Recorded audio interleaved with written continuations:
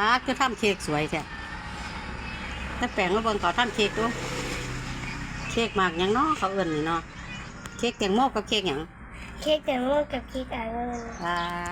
เบิ่งปลูกแตงดูมันความคิดผู้เฮ็ดดูเฮ็ดเราจะให้ไผล่ะลูกไม่กินเอง อ๋อทำกินเองเฮ็ดเองทำกินเองเฮ็ดเองกินเองงั้นบ่ใช่ก็สิได้เอาจังเฮ็ดเค้กนะเค้กของมันเค้ก2 สั้นนะสั้นลูกเลยงามน่ากินพร้อมเค้กสดๆเลยตัวนี้มันบ่ขาดเป็นพลังหันเลยมากของเขาทำเค้กประดิษฐ์ประดอยให้